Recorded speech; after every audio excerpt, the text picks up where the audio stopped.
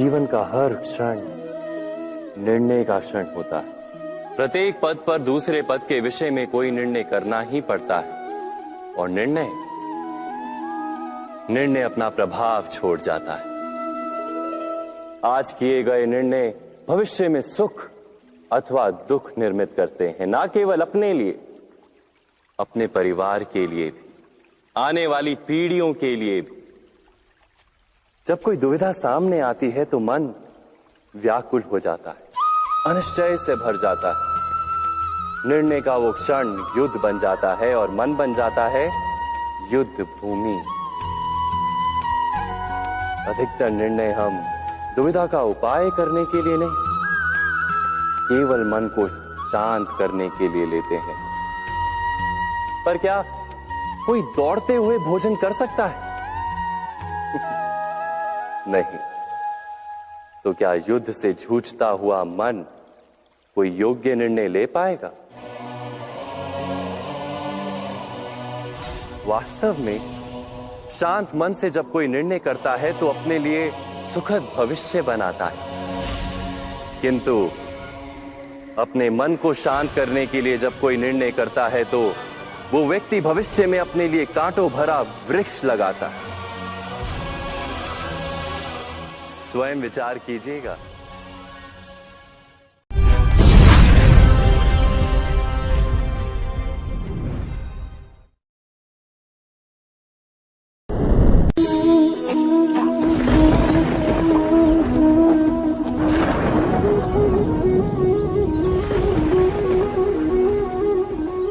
सपनों और पूर्वाभासों के आधार पर हम भविष्य के सुख दुख की कल्पना करते हैं।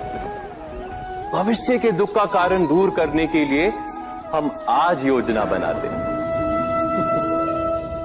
किंतु कल के संकट को आज निर्मूल करने से हमें लाभ मिलता है या हानि पहुंचती है? ये प्रश्न हम कभी नहीं करते।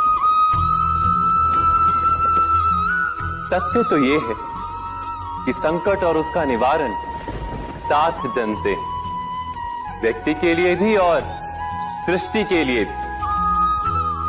नहीं, आप अपने भूतकाल का स्मरण कीजिए, इतिहास को देखिए। आप तुरंत ही ये जान पाएंगे कि जब जब संकट आता है तब तब उसका निवारण करने वाली शक्ति भी जन्म लेती है। यही तो जगत का चलन है।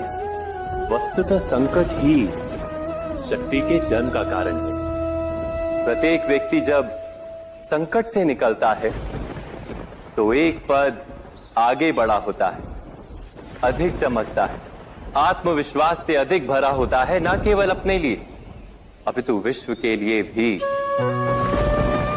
क्या ये सत्य नहीं?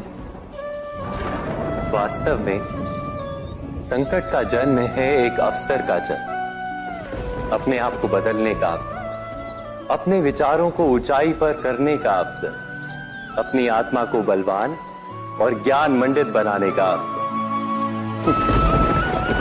जो ये कर पाता है उसे कोई संकट नहीं होता, किंतु जो ये नहीं कर पाता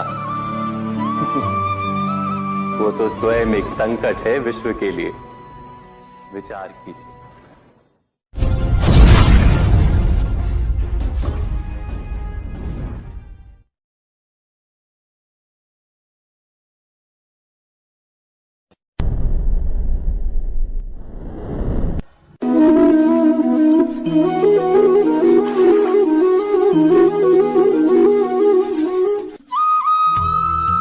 जीवन में आने वाले संघर्षों के लिए जब मनुष्य स्वयं को योग्य नहीं मानता, जब उसे अपने ही बल पर विश्वास नहीं रहता, तब वो सद्गुणों को त्याग कर दुर्गुणों को अपनाता है।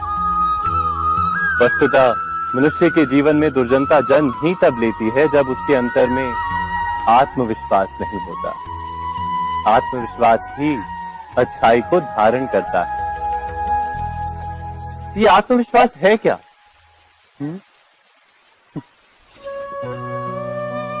जब मनुष्य ये मानता है कि जीवन का संघर्ष उसे दुर्बल बनाता है, तो उसे अपने ऊपर विश्वास नहीं रहता। वो संघर्ष के पार जाने के बदले संघर्ष से छूटने के उपाय ढूंढने लगता है।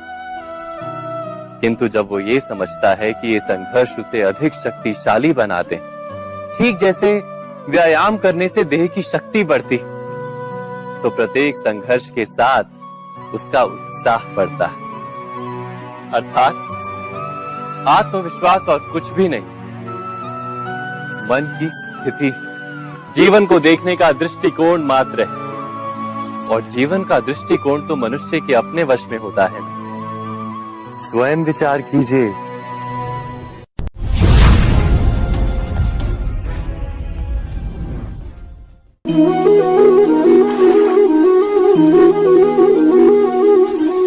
पिता सदा ही अपने संतान के सुख की कामना करते हैं, उनके भविष्य की चिंता करते रहते हैं। इसी कारणवश सदा ही अपने संतानों के भविष्य का मार्ग स्वयं निश्चित करने का प्रयत्न करते रहते हैं।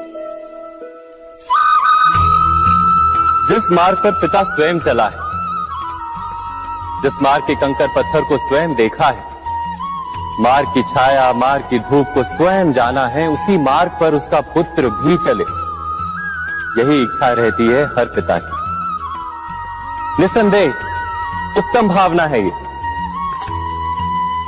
किंतु 3 प्रश्नों के ऊपर विचार करना हम भूल ही जाते हैं। कौन से प्रश्न? प्रथम प्रश्न, क्या समय के साथ प्रत्येक मार्ग बदल नहीं जाते? क्या समय सदा ही नई चुनौतियों को लेकर नहीं आता? तो फिर बीते हुए समय के अनुभव नई पीढ़ी को किस प्रकार लाभ दे सकते हैं?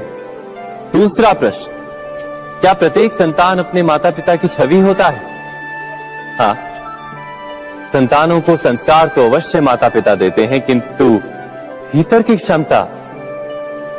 क्षमता तो ईश्वर देते हैं। तो जिस मार्ग पर पिता को सफलता मिली है, विश्वास है कि उसी मार्ग पर उसकी संतानों को भी सफलता और सुख प्राप्त होगा। तीसरा प्रश्न, क्या जीवन के संघर्ष और चुनौतियां लाभकारी नहीं होती? क्या प्रत्येक नया प्रश्न एक नए उत्तर का द्वार नहीं खोलता? तो फिर संतानों को नए नए प्रश्नों, संघर्षों और चुनौतियों से दूर रखना, ये उनके लिए लाभ करना कहलाएगा या हानि पहुंचाना? अर्थात जिस प्रकार संतान के भविष्य का निर्माण करने के बदले उसके चरित्र का निर्माण करना श्रेष्ठ है, वैसे संतानों के जीवन का मार्ग निश्चित करने के बदले उन्हें नए संघर्षों के साथ जूझने के लिए मनोबल व ज्ञान देना अधिक लाभदायक नहीं होगा? स्वयं विचार कीजिए।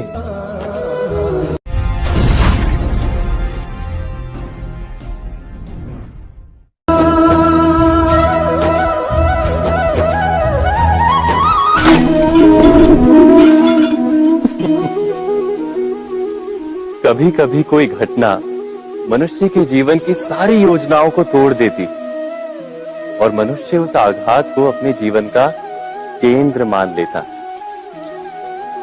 पर क्या भविष्य मनुष्य की योजनाओं के आधार पर निर्मित होते हैं? नहीं। जिस प्रकार किसी ऊंचे पर्वत पर सर्वप्रथम चढ़ने वाला उस पर्वत की तलाई में बैठकर जो योजना बनाता है, क्या वही योजना उसे उस पर्वत की चोटी तक पहुंचाती? नहीं। वास्तव में वो जैसे जैसे ऊपर चढ़ता है, वैसे वैसे उसे नई नई चुनौतियां, नई नई विडंबनाएं, नए नए अवरोध मिलते हैं। प्रत्येक पद पर वो अपने अगले पद का निर्णय करता है। प्रत्येक पद पर उसे अपनी योजनाओं को बदलना पड़ता है। कहीं पुरानी योजना उसे खाई में ना ढकेल दे। वो पर्वत को अपने योग्य नहीं बना पाता, केवल स्वयं को पर्वत के योग्य बना सकता है। क्या जीवन के साथ भी ऐसा ही नहीं? जब मनुष्य जीवन में किसी एक चुनौती को, एक अवरोध को अपने जीवन का केंद्र मान लेता है, अपने जीवन की गति को ही रोक देता है, तो वो अपने जीवन में सफल नहीं बन पाता और ना ही सुख और शांति प्राप्त कर पाता। अर्थात जीवन को अपने योग्य बनाने के बदले स्वयं अपने को जीवन के योग्य बनाना ही सफलता और सुख का एकमात्र मार्ग नहीं। स्वयं विचार कीजिए।